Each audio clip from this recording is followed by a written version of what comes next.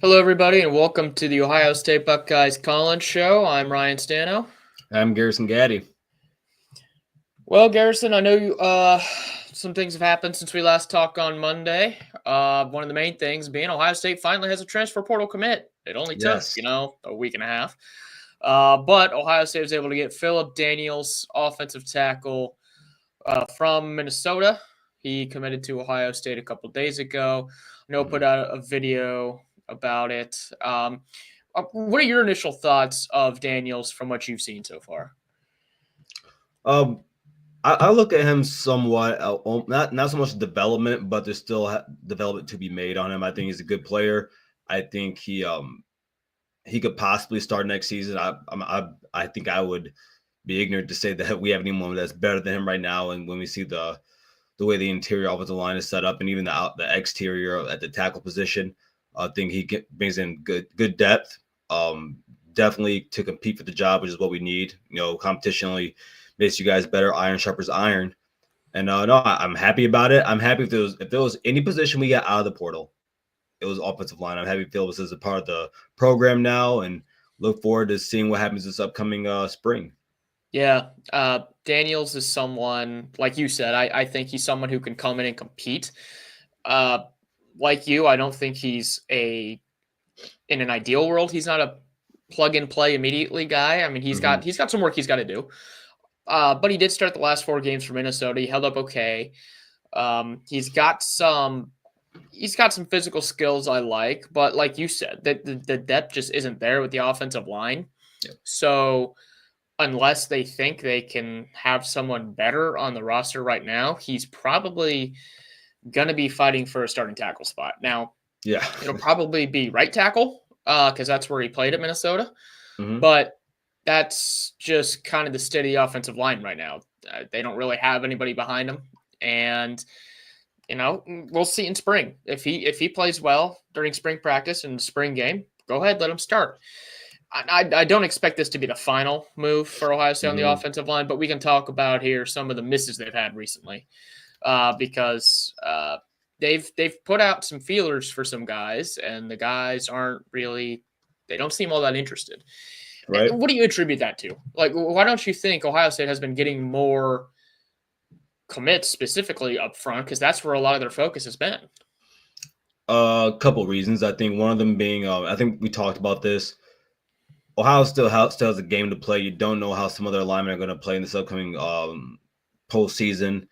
I think that, and so like I said, Luke Montgomery can come out of this if he plays like a world beater this playoffs, and even on this playoffs, he's going to start next year. Yeah. So I think that's part of it. Shoot, I'm blanking on his name right now. I said that Justin Fry told him that he wanted to put him at guard. Yeah. Ridiculous. That's another thing. So I mean, just not seeing eye to eye. That was Isaiah World, I think. That's crazy for him to say even say that. 6'8". He's a big dude. Yeah, he play guard. You don't put 6'8" people at guard. Like I remember, that's why when Ohio State started 4 tackles in 2021, it was the dumbest thing. You don't have tackles at guard. Yeah. And then I would also attribute it to, dude, some guys look. I tell people this all the time about recruits. Maybe they want to go somewhere else. I'm never too bent out of shape if someone doesn't want to go to Ohio State. Like if it makes sense, then maybe so. But I mean, hey man, like there's 134 programs in Division I football and at least 1A football. So I don't, dude. I've seen big time recruits go to the weirdest places. So I'm not going to be surprised when the portal guy does the same. Yeah, I mean, on that front, talk about weirdest places. Texas Tech seems to be doing a lot in the transfer portal. I mean, their NIL must be out of control because they just got someone who Ohio State had on their radar, Isaiah Joyner, kid from USC, and now he's going to Texas Tech. So there's definitely schools out there, and we've seen this in the NIL world. A lot of people thought it was just going to be for the top of the top programs that we're just going to scoop up all these kids. And actually what we've seen is it's kind of leveled the playing field, which I think is ultimately a good thing in college football. It's frustrating as a Buckeye fan because I think we should be getting some more commits, a little bit more of the guys we target. But, it is what it is. If you guys have any comments, please drop them in. We'd love to hear from you guys. This is your guys' show, so we want to talk about the topics you guys want us to talk about as well. But, moving on from the transfer portal here, Garrison, we have a game Saturday, and it's the biggest game Ohio State has played in quite a while because of all of the things that have rolled into it. The fact that they've lost to Michigan 4 straight times, they're coming off that loss, the calls for Ryan Day to, lose his job, and the fact that it's the first home game in December in Ohio State football history, and the first time they're going to be hosting a playoff game. So there's a lot at stake on Saturday. And I've watched some more film from Tennessee. I've watched more film from Ohio State, too, from that Michigan game. And I want to know, has your feelings on the game evolved at all from even last time we spoke on Monday? Has anything changed in your mind? I wouldn't say changed. My mind has changed. Well, let me hear it. Okay. So, rewatching the Michigan game first, as painful as that was, I knew that was something that, I needed to do just to see, again, the offensive line play in general, because that, to me, that's the biggest story on Saturday is the offensive line. And the run blocking was abhorrent. It was awful. It was abysmal. Use whatever synonym you want to use. Right. It was just flat out bad. They couldn't push anyone off the line of scrimmage. They hardly could get guys in the second level, but the play calling didn't help because it was just a lot of running in between the tackles and really a lot of running in between the guards. They didn't try to get tricky with it. They didn't try many pitches or any sweeps to get Michigan moving laterally. And when you go into the teeth of that defense, that's going to be a problem. And I think what that tells us about what they're going to do for Tennessee is they're going to have to come up with a game plan to get more lateral on these guys, because Tennessee's defensive front is a lot like Michigan's front. Their strength is up the middle. So if you keep, I heard something that I heard something. Okay. That actually opposed what you just said. Okay. When teams run up the middle on Tennessee, their run stoppage is 59%. Found that out today. The problem is, I don't know if we can take advantage of that. So I don't know if the strength is up their middle on the run. I don't. When I found that out right away, I stopped saying they're the same as Michigan. Okay, let me rephrase then, because their strength is their defensive line. In their defensive line, they can. I mean, they can bow up and stop some teams, especially. And the main thing is the offensive line. Like, they're not going to be able to move anybody, in my opinion. I don't think they're going to be able to move guys off their spot enough to create those big holes where they can get 7, 6, 8 yards of carry up the gut. So I want to see them get a little bit more creative, which I think they can do. And I mean, the play calling, it might have been even worse on second watch just because I knew what was coming. It was the most uptight play calling Chip Kelly's ever had. I think that's going to be a complete 180 on Saturday. I think they're going to let it fly because there's nothing to lose at this point. I mean, you lose, you go home. So you might as well be as aggressive as you possibly can. And I expect Will Howard to throw the ball more. And I think this might end up turning into a little bit more of an offensive show from Ohio State than I initially thought, re-looking at the film from both teams. No, I think there's a really good chance Ohio State can actually go out there and explode on Tennessee. We've only seen their offense really against real competition be explosive once, and that was Oregon. Tennessee, of course, has a better defense than them. But Ohio State's peak is higher than everyone. I think it's the highest peak in college football. I think if Ohio State plays that are best, I think I agree with you. I think it's them and Oregon at the top, and yeah. And I mean, even with the O-line problems, I think that Ohio State has so much talent it can overcome that. The problem is will they do it? If there was a blowout in this game, it wouldn't be Tennessee doing it to Ohio State. I'm very confident in saying that. I think in order to do that, you had to be able to pass and run. How many passing yards do you think Nico needs? Or what do you think Nico's stat line needs to look like for them to beat Ohio State? For them to win, I don't think it actually needs to be all that impressive, just because Ohio State had the same defensive game plan against Tennessee, and against Michigan, and they still didn't come out with a win. Like, they knew all they had to do was stop the running game, and they still got the loss. So okay, but what about I think I don't like harping on that one game. There's 11 other games we can. There's 11 other games. I think Nico needs to have. Okay, let me put it this way: if Ohio State's offense plays halfway decent, because they were bad against Michigan, if they play halfway decent, I think Nico's probably going to need at least 220 passing yards to, get the win, because they are going to really focus on the run game.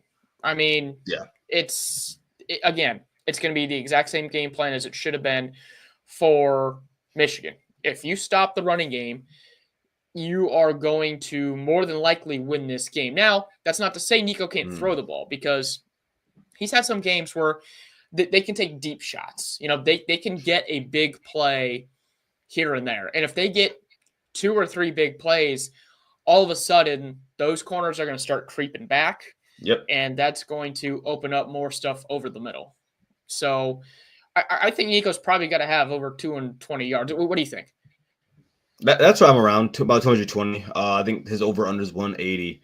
But, if he passes for 220 yards, then that means they're probably having a really good day. Yeah. Because if they're throwing for 220, it's because of 2 reasons. They can't run the ball, and he's hitting some, and they got to throw it a lot. Or that offense is booming. And because if he has 220, I got to imagine that run game is around the 200s also. Or at least near. Yeah, because that means Dylan Sampson's running wild up the middle, and Ohio State's having to put more resources to stopping him. That's kind of my thought on that. So, it just depends. And yeah, I hear this comment from Daniel that, a lot of those games, DJ Lagway can move. Florida's quarterback, he's someone who runs more than Will Howard does. Now, we know Howard can run the ball. Like, we've seen that. I mean, against Penn State, he had some nice runs. But we really haven't seen him unleashed as the runner that he was at Kansas State. This might be the game to do that, considering it could be the end of the season. If you're not able to – you really have nothing to lose, might as well try something new. But Lagway's running ability really is kind of what opened up Florida's running holes. Now, don't get me wrong. I still think Ohio State's got 2 of the best backs out there. And Quinshon Judkins is a home run hitter. Like, if he finds a seam, he can be gone. So I still think they can run on Tennessee. I just don't want it to. I just don't want it to be the focal point of what they do on offense, especially if they try it on the first couple drives and it's not working.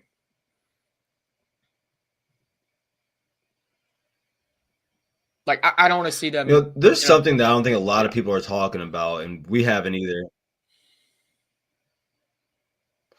Can you hear me? Yeah, you're getting a little laggy. So, but yeah, I'll be right back. Yeah, but and while he fixes his connection here, my biggest concern is Ohio State. They do what they did against Michigan, where they try to run the ball in the first few drives and it's not working, but they try to stick with it because in their mind, they have to stay balanced. And if they don't stay balanced, then they don't think they can have as effective of an offense as they need to, which is simply not the case. I mean, Ohio State, I made this analogy earlier, they have Ferraris on the outside. And use those Ferraris correctly, there's nothing another team in the country can do to stop them. And I'm not just talking about Jeremiah Smith. JJ's still their best running. I mean, he's still their best receiver, but Emeka Egbuka is still more than capable. I mean, we've seen him for 3 years, what he can do when he's healthy. Cardinal Tate has come on more as of late. Those 3 guys are going to be the main focal point of the pass game because they don't really use the tight ends a ton. I mean, G's really the one tight end that they use in the pass game now that Will Kacmarek's been out. And I mean, Bennett Christian he's just dropping football. So it's really just G out there at the tight end spot. I mean, Jelani Thurman's MIA also. So if they're able to throw the ball effectively, and I don't even necessarily need deep shots. I'm talking 8-yard hitches, slants that, you know what, they go for 7 or 8, but if they're shoestring tackles and if those tackles aren't made, they score touchdowns. I think Ohio State can do all of that because Tennessee's corners, they're good, but they're not great at being physical at the line of scrimmage. They're not good at jamming guys. So if they come up and they try to jam someone, Jeremiah Smith can just use a swim move, go to the inside, and find himself wide open. I do expect some deep shots from Ohio State in this game. And we know Will's had some issues completing those in the past, but Ryan Day said that was a footwork issue. A lot of those seem to have gotten fixed kind of towards the end of the season here, but we'll see what happens. I know you had some connection issues there, Garrison, but you're looking better. So awesome, cool. Yeah. So what were your thoughts on the offense in general, or what you think may have changed in your mind from earlier this week? Well, real quick, I want to say this based on what you were saying about the offense, and you being a little bit more confident. Oh, there we go again. Yeah, you're getting a little laggy, but I can hear you still. I don't know what's going on. Well, I mean, keep talking. They can still hear you. So, I mean, look, if Ohio State plays their best offensively, there are very few teams in the country that I think can stop them.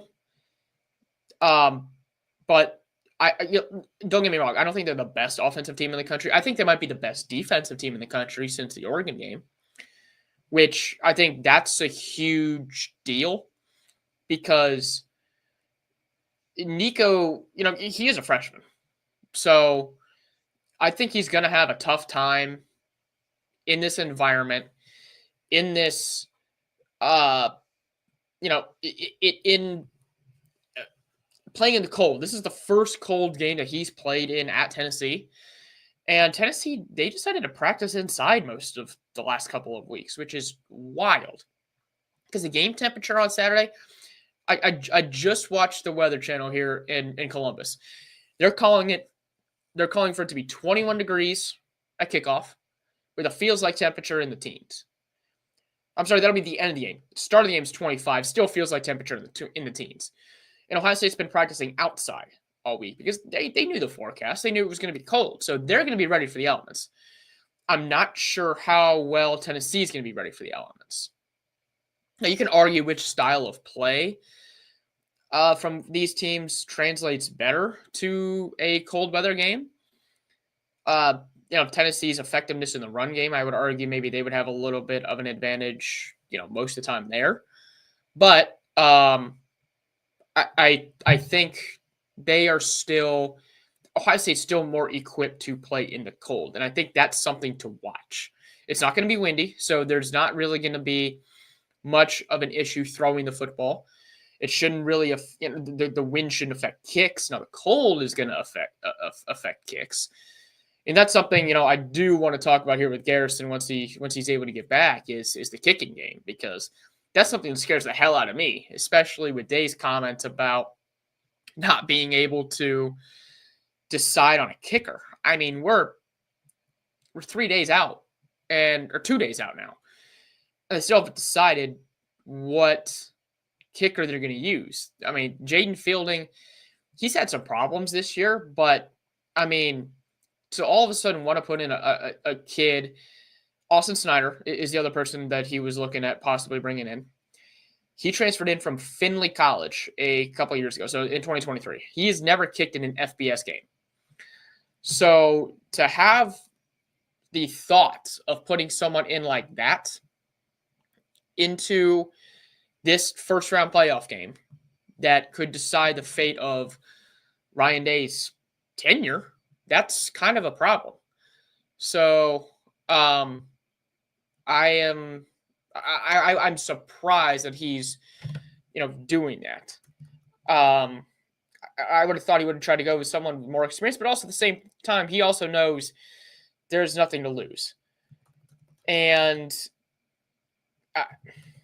it just strikes me as odd that they hadn't figured this out preseason. Like they didn't realize that Fielding was going to have these issues. So I would have thought that they may have had some kicking battles prior to the season before this happened. So, and Garrison's back, and I know you've been listening to me a little bit on that kicking front. So what are your thoughts on that whole kicking saga? I'm happy that he's having a competition right now because it should have been done months ago. Knowing what the weather's going to be like and how it could be, it might be windy, not sure yet. Dude, it's not supposed to be super windy. I know you missed part of the weather. It's going to be cold, though. Okay. Well, if it's not windy, I'm a little bit happier. But, dude, I'm just not confident in our kicking game. Not like if it comes down to a game-winning field goal, I'm not going to watch it. I'm not going to look at the TV. Oh, I'm not so tight, man. Dude, I'm just going to go ahead and say, you know what? I'm going to my nearest liquor store and drown my sorrows, man. Like I don't care who's kicking. I just have no reason to be confident right now. Yeah, I just don't. I totally agree with you. 100% with you on that. And now, no, I'm sorry. Go ahead. No, go ahead. I was going to say, it's just, it's frustrating that they haven't even had, like, we're here 2 days before a first round playoff game and they don't have this settled. That's the concerning thing. Yeah. Like, this is an issue the coaching staff should have noticed in practice or in other games and just, like, made a call or had a kicking competition at some point. I don't know. Yeah, exactly. That's frustrating. So now that I'm back, I'm actually connected. I want to ask you about Ryan Day when he goes for broke, because not a lot of people are talking about it, and it only happens in the playoffs and in bowl season outside of last year. But we were missing people that game, so it doesn't really count. Yeah. Dude, when he goes for broke, man, it's a sight to see. It's a sight to see, and this is the first time he's been able to do that with a defense. The last time he was able to do that would have been 2020. So where like the offense can go for broke, and then the defense just hammers away. Yeah. So that's one thing I'm really excited to see is that what Ryan Day does in the postseason. He's a very good postseason coach. I do want to give him credit for that. He does very well in the postseason in terms of play calling on offense, simply on offense. Because I'm not going to hold him responsible for what Georgia did to Ohio State. And, like that's on Jim Knowles. But yeah, I'm very excited, dude. And I truly believe that if Ohio State can blow them out, I'm going to reassess how I feel about that Oregon game. I agree with you on what Day does in the playoffs as far as he has more reckless abandon, which I think is needed. Because I think what kills him or kills this team is when they play tight. Like when they feel pressure, they pucker up. That's probably the overwhelmingly biggest concern I have about this game. And then it's the offensive line, just because of the fact that the play calling, if you call things afraid of what might happen, you've already lost the battle. Like then the offensive line doesn't matter because you're not putting them in a position to succeed. So he has, that Georgia game, even though it was a loss, to this day, I think it was Ryan Day's best called game as far as the offensive play calls that were there. It helps having CJ. CJ was great.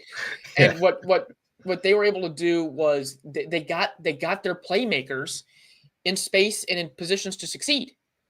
So that's what we needed to do. That's what he needs to do here against Tennessee as well. And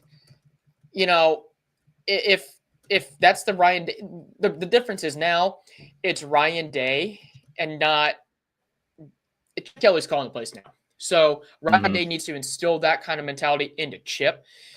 And if he does, then I think it means good things for this offense because I don't think Tennessee's defense is good enough to stop, quite frankly. I just think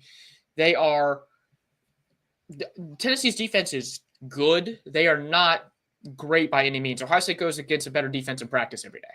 Yeah. So, if Day can get a little bit, if they go aggressive, I think good things will happen. Do you know who this is? Yeah. All right. Yeah, bring him in. All righty. Hello, Buckeye Money. You are on the Colin Show. Hey, listen, no. Listen, well, I'm not gonna let this happen real quick. Hey, first time caller, long time listener. Hey, right here we're talking about Ryan Day, and guys, we got to stop this conversation about firing him. We need this guy locked in, lifetime contracts. What do we think, boys? Hey, I'll hang up. You guys next this. Also, Garrison, if you guys don't win the Natty, what are the consequences? I think that needs to be discussed. Love you guys. Yeah. Nice Michigan fan let in here. No, wait. Are you still there? He's still there, yeah. Okay, well, this is what I'll say. If that happens, chances are I'll probably disown my best friend. Probably disown a co-host. Not sure who his name is. You know, he might be a Michigan fan masquerading as a Buckeye. I don't know any real Buckeye fans that are Chicago Bears fans, but But no, if Ryan Day does it, maybe he's got to go. He's got to go. Does that answer your question?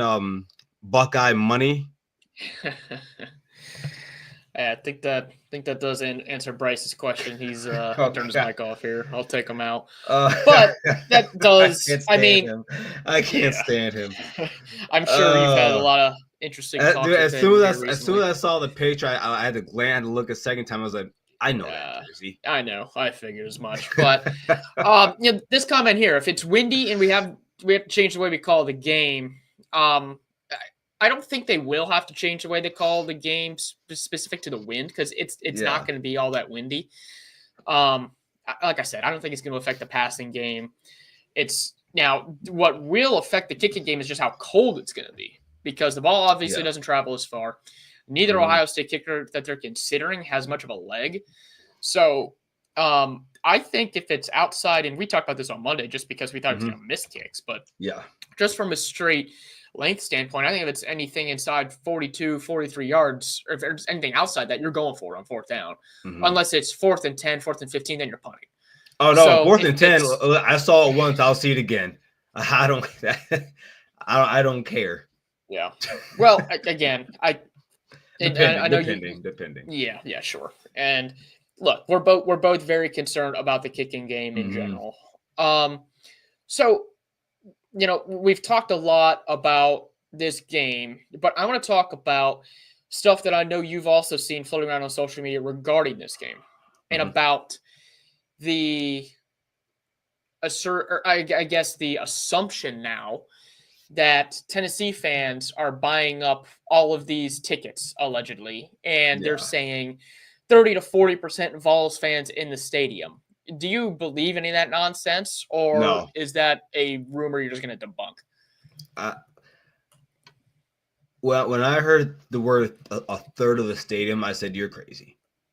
I wouldn't. That would be the same as if someone told me that Ohio State fans are going to go into Happy Valley and take up 30% of the stands. I'll say, dude, you're crazy. Yeah. Let's come on. I think 15% is a healthy number. I think that's a generous number. I had a Notre Dame fan text me earlier today, and he asked me, he's like, hey, you've been following this. Like, is that true, or what's going on? And I said, look, there is no way it's that many fans. I think it's probably going to be 20 at most, like 20%. But even then, I mean, the home field advantage would be overwhelming. I know Ohio State. I know there's a lot of Ohio State fans that I know personally that are still down about the program's outlook in general. But they've some of those guys still have season tickets and they're still going to the game. Like they're still rooting for Ohio State to win. So I think the misnomer that a bunch of Ohio State fans are just selling their tickets to get a bunch of profit, I think is kind of. I think I can debunk a lot of that. I don't think that's totally true. I think it's true in some cases, but to have any sort of fantasy that Tennessee is going to have 30, 40,000 people in the stands is nonsense. Absolute nonsense. Yeah, I just – dude, I thought people forget, man, everything we see on the internet isn't real. There's a lot of people in Columbus and in Ohio in general who want to go to that game are going to be there. There's no 30%. That's a lot of people. What Ohio State was 106. Yeah, it's just under 106. It's like 105. Oh yeah, come on, something. But yeah, mm-hmm. Yeah, but that's talking like 33,000 fans. No way. There's no way. I don't think that's going to happen. And again, I mean, it's going to be cold. You know how many Tennessee fans want to come up here in the cold and go to the game? Like they're not used to that. I'm here up in Michigan, of course, and yeah, it's snowing. It's supposed to be 8 tomorrow. Yeah.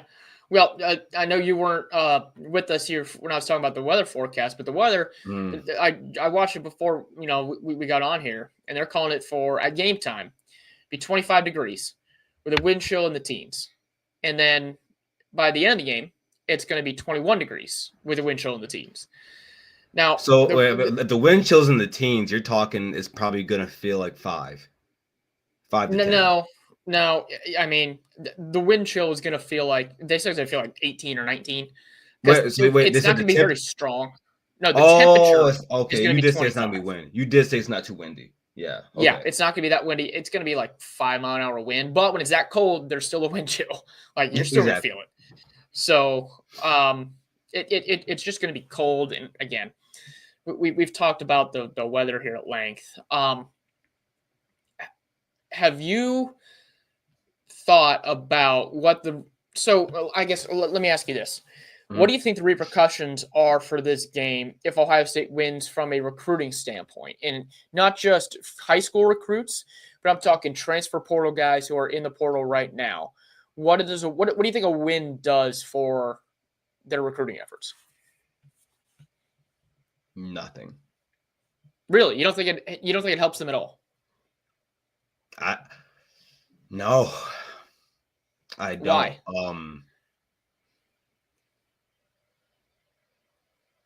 I think a first round win doesn't get you much. I think you go and beat Oregon. You did something.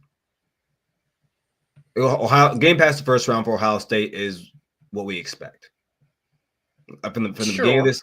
So if you go and beat Oregon, I think that does something for recruiting. If you go and beat Georgia, I don't think Georgia's gonna make it. I actually have Notre Dame beating Georgia, but I don't think Tennessee pushes the needle. Okay, I'm going to disagree with you there. I think it helps the recruiting efforts. Maybe not specifically with the high school kids, but I think in the transfer portal, I think it might help. Where do you think it would help? Or why? Yeah. So the reason I think it will help the transfer portal is because I think what'll happen, and I don't necessarily think this is the right move, but I think it's probably the more likely move, the more I hear, is if Ohio State beats Tennessee, Ross Bjork's going to talk himself into keeping Ryan Day another year. And transfer portal kids, they don't enter the portal to a new program, to a program with a brand new coach. Like if that coach is gone, they're not going to go to there. So I think that would help get Ohio State some transfer portal kids if Day ends up winning this game and then he stays. Now, do I think it's a huge boost in the portal? No, but I think I think it does help. Now, I think losing this game definitely hurts the recruiting on all fronts, because then I think all bets are off as far as Ryan Day staying, and I think that's the way it should be.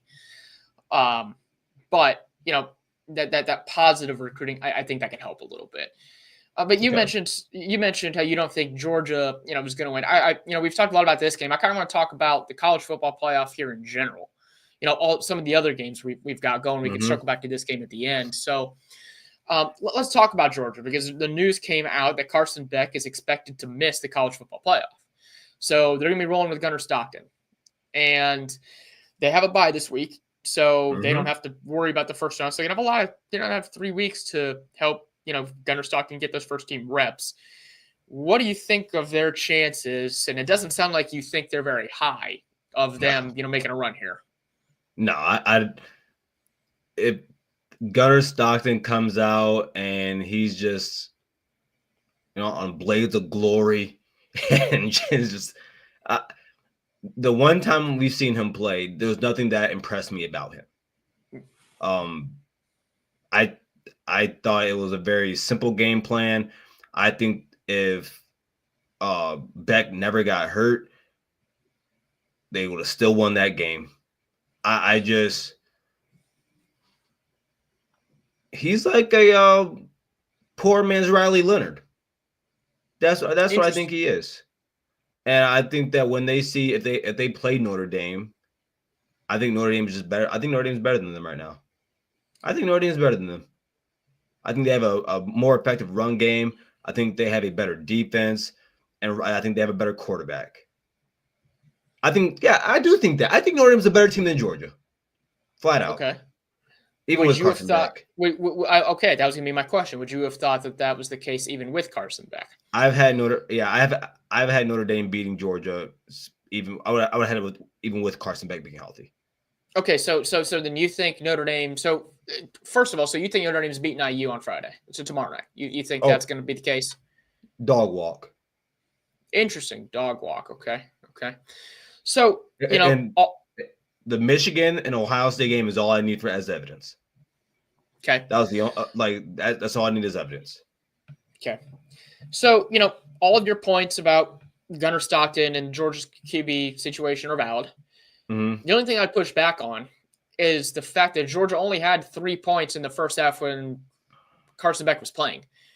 They scored all of their 19 points in the second half with Gunnar Stockton leading them down the field. Yep. So he was able to actually move it on Texas, and I think Texas is a pretty good team. I think it had to do with adjustments, not Gunnar. So you don't give him any credit. There was nothing I saw that impressed me. Okay. His numbers, now his yards per attempt was not very high here. He was 12 of 16 for 71 yards and a pick. So he didn't light the world on fire. But he also had, he had 8 carries for 8 yards. Now, some of those, obviously, that's sack yards here, but he did have a scramble of 9, which, that was a good first down to get. Now, look, I tend to agree with you. I don't think Georgia is going to do very much. They may even lose that first round game. So here, you've already mentioned Notre Dame's. You think you have Notre Dame beating IU. How do you see the rest of these first round matchups going? And except the Ohio State game, I want your prediction there at the end. So give me the other 2 games: the Clemson, Texas, and SMU, Penn State. I have Clemson beating Texas. I have Clemson beating Texas. I think they're going to do it. I have no great reason why. The only reason I would say is that Quinn isn't mobile right now in the pocket because of his ankle. But more than anything, I've seen Dabo Swinney when the bright lights are on. I've seen him. And there's a coach in Austin, Texas, who somewhat has the same – and people have told me he's a better coach than Ryan Day. I don't see it yet. But if we're going to hold Ryan Day accountable in big games, I'm going to hold Steve Sarkisian just as accountable. And I've never seen him do it at this level. And maybe he can. I'm not saying he can't. But I just have a feeling that Clemson's going to win that game. I don't know why. Okay. I think Texas is going to win that game. I think it's probably going to be close. I think it's 11.5 right now on the. Yeah, I think that's too high. I think the line is too high on that one. I think Texas. I think Clemson's they're playing better now. I'm not going to say they're a good team because their 3 losses weren't great, but Texas is a little bit. Both of Texas losses are to the same team. I just think they match up poorly with Georgia. I don't think they're a bad team. And I think if Quinn, if Ewers can't move around very well, and if he's not effective, I don't think Sark will hesitate to put Arch in. He's gotten some playing time. Oh, I think Arch is getting in the game. I love Quinn, but I think Arch is going to get in that game. I think probably before half. The one thing that is concerning to me is it doesn't sound like they're going to have Isaiah Bond. That's their guy. That's their number 1 receiver. He's got a high ankle sprain, and you don't come back from those very quickly. So if they don't have him, that concerns me with their ability to move the football consistently through the air. Right. But I still don't.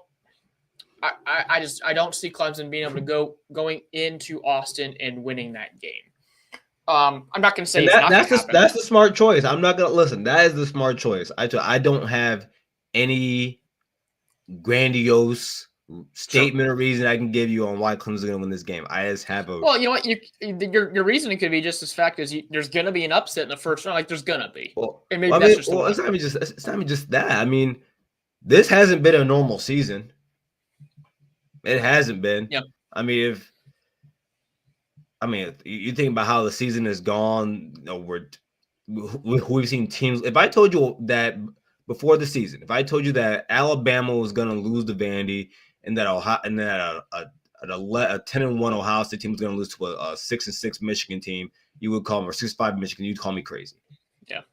So it's been a weird season, but there's one game I know that's definitely in hand, and that's Penn State against SMU. I know that game's in hand. Okay. Before I ask you more questions, so if you guys have any comments, please drop them in. Love to hear from you guys. This is your show again. If you guys want to hear us talk about something, please drop in the comments. There's a link in the comments as well to join the show if you'd like. So you don't think there's any chance that SMU beats Penn State? You think any Lions are just winning that going away? Oh yeah. SMU they can score. Penn State's a different animal. I think the way that SMU plays right into Penn State's hands because they have a great pass rush and they have good DBs, sound linebackers too. That's a good. It's a top 5 defense. SMU has 27 turnovers on the season. Now, a decent amount. Now, some of those turnovers happened before they made the quarterback change, but I do understand your point. Mm-hmm. I think this is going to be the upset in the first round. I think SMU is going to beat Penn State. With that defense they have. It's not like Penn State just gave up 45 points to Oregon. What that's defense? Oregon. That's Oregon. Okay. Not Southern Methodist University. Still, I think. I mean, look, SMU can score. We saw that there in the second half against Clemson. I also think James Franklin is just Ryan Day Jr. He's just not quite up to the level of Ryan Day, but he poops his pants in big games too. So I until he is proven that he's not a pants pooper, then I'm going to assume he's going to do it again on a national stage at home. That's but here's the problem with that. Who is he doing it against? Three of Michigan's best teams ever, and Ohio State. Okay, not SMU. Come on, dude. No. Like the talent gap is there. Penn State would have won the ACC. They would have won the ACC going away. I don't know about going away. I think going away. I think that. You have Oregon, Ohio State, and then Penn State would be the third best team in the conference. I think that Penn State is, dude. Do you think Penn State's better than Clemson? I think Penn State's better than Clemson, but they're not playing Clemson. I think SMU. You think they're better? I know Clemson just beat SMU. Mm-hmm. I know that. But let me look. SMU's only loss prior to that game was a 3-point loss against BYU, where there were 2 horrendous calls in that game that kind of swung it in the way of BYU. Penn State would never be in that position for that to happen against BYU. We're gonna see. I don't think Penn State is that good. I mean, what do you mean that good? You talked about how SMU hasn't really done a whole lot in terms of their wins and beating impressive teams. No, I didn't say they've been beating impressive teams. I'm saying those teams aren't Penn State. I think sometimes because of who we play in our own conference, we forget of how good these teams actually are. You realize Penn State beat Minnesota by 1 point just like not even a month ago. They won 26-25. Against Minnesota. That's the exception. That's the exception, not the rule. They took overtime in a ridiculous second half comeback to beat USC. USC stinks. They're losing guys left and right out of the portal. USC is not a bad football team. What? That's no. Here, listen to what I'm saying. A few years ago, when Nebraska had lost every single game, and Michigan State did 10 years ago, within all single digits, dude, those are close games, and you're some dude that happens. No, listen to what I'm saying to you. I'm not saying they're like, all right, how about this? They're not a good team, but that's a team with a lot of talent. Like they're that's 6-6. No, that's still. Well, hold up. Does that mean they don't have talent? No, okay, I understand. I understand your point about talent. I don't think they are a bad team. I think at the end of games, those guys did not know how to win. I think those guys did not know how to win, and I think that makes them a bad team. And there's no, I don't think so. And then I think there's a difference between a bad team and a team that loses really close games. If you're out there getting godsmacked every single week, you are a bad team. But like, sure. I don't like every single game they had was winnable. Like I joke around and call Michigan bad. That's not a bad football team. Those guys, dude. You admit that if they had a quarterback, let's be honest here. If they had if their QB play was 15% better, their record would look a whole lot different. So if they had a decent quarterback and like decent offensive line play, I'll give you that. Their defense is still very good. I think USC is not a bad team. I think, dude, they got in situations, dude. Like there are games, dude, they should have won. There were definitely a lot of games that they should have won. The same way I feel like when it comes to Michigan, they should have beat Washington. They should have beat Indiana. Like they should have. No, they should. I'm gonna disagree with you on the Indiana game. But I think a bad team is like Purdue. That's a bad team. Sure, they're a bad team, but if you consistently lose one-score games, you're not a good team. Like good teams win those games. I think USC is a very mediocre team at best. I think you can biggest compliment you can give them is mediocre. Average. Okay, you can call. I would call them average. Yeah. I don't think they're average. That's mediocre. Mediocre means average. Not in my book. It literally means average. No, I get what you're saying when you're talking about like when you call them bad, but it's like the same way when you said I don't know if Penn State's that good. Like there are 134 teams and they're in a 12-team playoff. They're good. They're damn good. Sure. Okay. I'm not okay. I never said they're not good. I don't think they're that good. I don't think they're better. I don't think they're better necessarily than SMU. I think their home environment might help them win that game. Now, look, I'm not going to be shocked if Penn State wins that game because I think of the first round teams, I think in general SMU is the least talented team. I think they don't have the high level guys like Penn State does. Mm-hmm. They don't have the top. They don't have the 5-star recruits out there. They don't have Drew. They don't have the Drew Allers or the just guys out there who can. Wait. Let me get this straight. One second. But you are picking SMU, but if Penn State were to win, would you give them credit? Absolutely. Okay. Yeah. Okay. I just want to make sure. Yeah. Look, if you win a playoff game, you get credit in my book. I mean, the whole point is I want to see Penn State do it. I haven't seen them do it really ever. Every big game they've played, they've kind of crapped the pants, as I mentioned before. So until they can show me that they can get over the hump, I'm just going to pick against them. I mean, the line is way too high for that game. I'm going to hammer the Mustangs in the points for that game. I think I'm looking at their schedule. I think Penn State goes 13-0 in that conference. Penn State goes 13-0 in the schedule. Easily. No. Nevada, Houston Christian, BYU, TCU, Florida State, Louisville, Stanford, Duke, Pittsburgh, BC, Virginia, Cal. They would, belt that ass. Penn State would kill these teams. If they would have played Pitt this year, earlier in the year, that's a game I don't know if they win. Now, they already beat West Virginia. I mean, West Virginia's in the Big 12, but I think West Virginia's kind of similar to some of these middling ACC teams. I don't think they're going undefeated. They probably have one loss just because of the unbalanced schedule. My point is also it's a playoff game. Anything can happen. Yeah. SMU's going to come out. They're going to come out with stuff we haven't seen before from them. I think they can win that game. Now, do I think they go much further than that? I don't know. No, Ryan, go all the way now with it. No.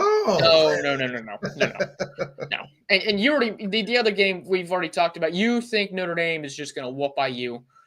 I think it's going to be. Yeah. I think it's going to be close, but I do think Notre Dame wins the game. I think IU's a better team than you give them credit for. But I think they're a good. Oh, I think they're a good team. It's just that when I saw what happened against Michigan, and then I said multiply it by 2. That's what's going to happen against Ohio State, and that happened. I know what that. I've seen that game twice already now.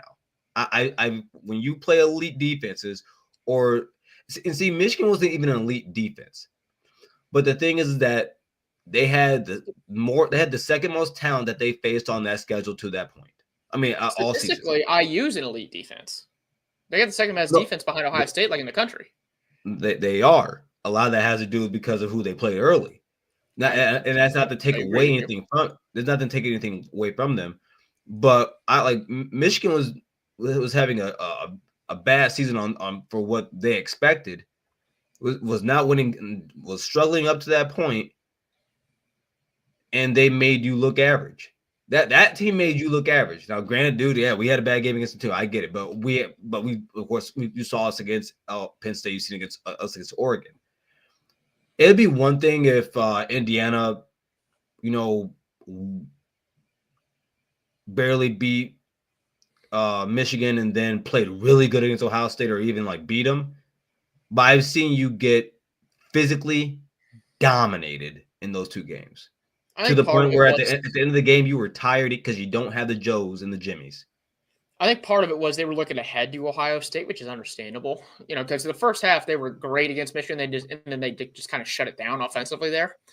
I think IU's a pretty good team. I just think Notre Dame's looking really good right now. I think they're a team that is not getting enough credit, quite frankly. Mm-hmm. I think they can make a run here to the Final Four. I really do. Especially the way their schedule sets up. Like if they end up once they beat Indiana, then the bracket kind of shakes out well for them. Because then they get to play, they could possibly play, they're going to play Gunnar Stockton. That's who they're going to play. And as you have already said, you don't trust Gunnar. I give them a little bit more credit, but I still think Notre Dame's going to win that game. So then right there, then they're in the Final Four. And, who knows what happens there. What I will say is if SMU beats Penn State, Boise State's gettable as a 3 seed. So Boise State will lose that game. They will lose that game. I think whoever wins that Penn State SMU game, I think pencil them into the semifinals as well. Like I think Boise State's going to lose. Arizona State, I think it depends on who they get. If they get Clemson, I think they've got a shot. I think if they play Texas, I think they're going to get rolled. That's just my opinion on that. Yeah. And then, that kind of circles us back here to our game. What is your official prediction for Saturday night? All right. What did I say yesterday? I think I said 26-17. Yeah, 26-17. Ohio State, I assume? Okay. I would have it any other way. Yeah. I am going to go with, and I started out saying it was 24-21 when we first talked about. So with that, so then you have. You're confident now. Let's hear it. So it sounds like you have. Go ahead. Say 50. Oh yeah, say 50. No. I'm not. No. I'm not going 50. I do think Ohio State's offense finds something here, and call me crazy because I probably am, but no, spill that propaganda, brother. Spill that propaganda. Down. Yeah, I mean, we were really down after the 22 game, and Ohio State's offense came out like gangbusters. We talked about at the start of the show how good Ryan Day's play calling was. I kind of expect sort of the same thing here, and Tennessee's defense is not nearly the caliber that Georgia team was. So yeah, I'm going to go Ohio State 27, Tennessee 13. I think they only get in the end zone once. I think a lot of their scoring is probably going to happen in the first half. I do expect this game to be somewhat close in the first half, at least until later in the second quarter. I think Ohio State probably gets a 10-point lead there in the half, and that's just a big enough gap. where Day's ass won't be puckered going into the second half, and Chip Kelly's ass won't be puckered, so they'll still keep their aggressive play calling going. So I think they'll fairly easily win it in the second half and move on to the next round. And we can talk about Oregon if that game ends up happening, because I need to see what the offense does before I make any definitive statements on what they might be able to do against Oregon. Same but here. It sounds like we both have them advancing into the Rose Bowl. Yeah. When I just look at both these teams, I have much more confidence in Ohio State than I do Tennessee. I'm a Buckeye fan, of course, but and then also I know in my mind, it came down to this for me. Which offense do I think has a better chance of taking advantage of the other's defense? It's Ohio State's. I agree. And it came down that simple for me because I think both these defenses are going to have their day. I think both are going to play really good. If you're a casual football fan, you probably won't like this game because for maybe a half, it might not look pretty. Yeah. I mean, let's not forget Tennessee has been shut out in the first half twice this year. Yeah. So it's gonna be fun to watch. I'm really excited. It's good. I at least want Tennessee to score once so I can hear the fight song. Do you like Rocket Top? Oh, best fight song in college football. So yeah.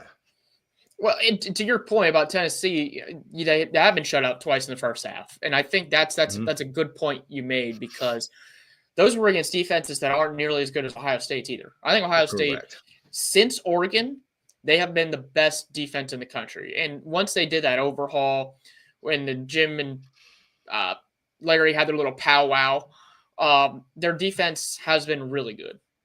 Now, Dylan Sampson does concern me. Yeah, I think they're going to stop him enough where Nico's going to have to make some plays. And again, it's a freshman quarterback on the road in the first ever playoff game at night. I'm not sure he's in the shoe. Now he's playing in big environments in the SEC this year, sure, but in some of those big night games, he hasn't performed super well. Yep. So I'm not sure he's going to be up to the challenge when they're really going to need a critical third down. Third and long. I don't think he's going to be able to convert. So, I think Sampson's going to have a decent game, but he's not going to have like a Donovan Edwards 2022 game by any means. What did I say? Yeah.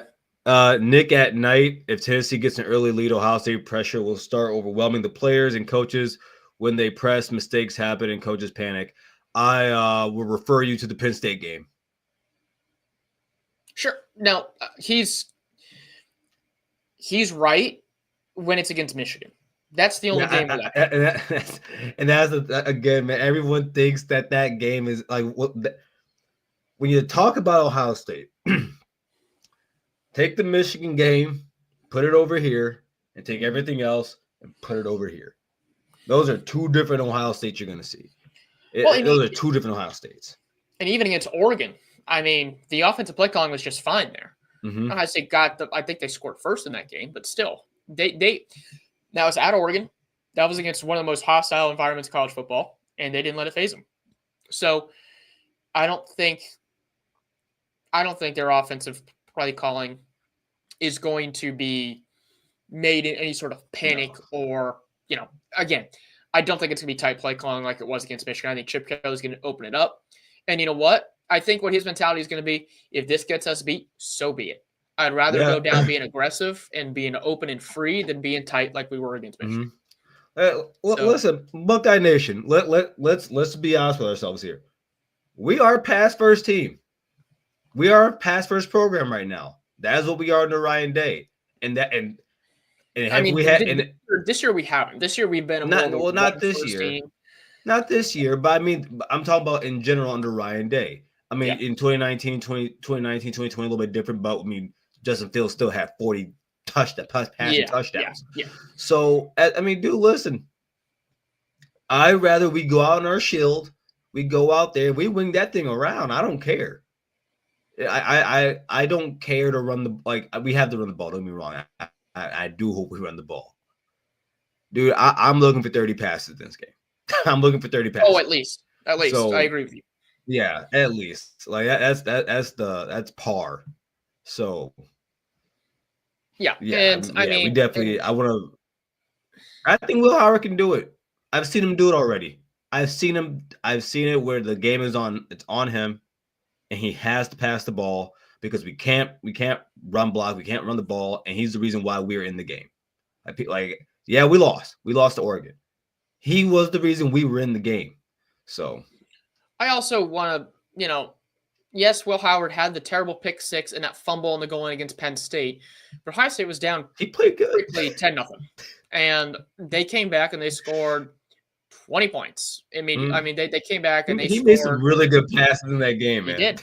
He did. And again, I know we briefly touched on this. I think they could unlock him a little bit more as a runner in this game, just because, again, if you lose, you might as well go down with your best, with the guy who you think can lead this team on offense, using every tool he's got. He can run the ball. Mm-hmm. The only reason why I don't think they might do that is because they don't really have anyone behind him. I mean, Devin Brown's still going to be there for the game. Like, he's still going to be the backup. But if he gets hurt, we've both talked about how I think they're probably screwed in that scenario. But I could still see Will Howard running the ball, 7-8 times in this game on designed runs, not just my guy. Man, every single one of these games can be your last. At this point, if you're thinking about him getting hurt as a coach, he should be running I think a lot of this game should be in Will Howard's hands, responsibly put in his hands. Yeah. I want to see the guy.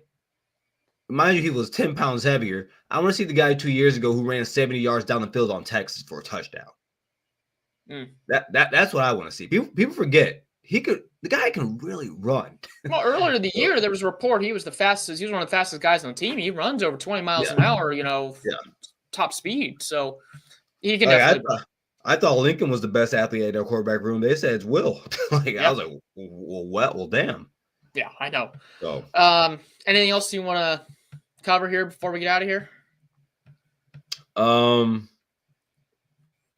No. I just want to see Carmen, Ohio after the game. That's all I want to do. And with a W in hand. With a W in hand. He'll be singing it one way, either way. Yeah, because if I'm singing it for the loss, I'm going to be singing it crying and sobbing. So yeah. Well, hopefully this is, we come back Monday with smiles on our faces and ready to talk about an Ohio State victory. Are you going to the game? I had an opportunity to go. My buddy actually offered me a free ticket to go with him, sit in A deck. Unfortunately, I'm not going to be able to make it because we'd already made plans to go back home for the weekend. And also I have to work earlier on Saturday. I do some other sports writing stuff. So I won't be able to make it. And I didn't want to hold him back. There was a chance I was going to be able to be done in time, but I didn't want to hold him back from being on campus and whatnot. So I'll be watching from Indy. So that's where we'll be consuming the game. But yeah, other than that, we'll see you guys on Monday, 8:00 again. Again, hopefully we're celebrating Ohio State victory and not wallowing in sorrow. So until then, we'll see you. OH. IO.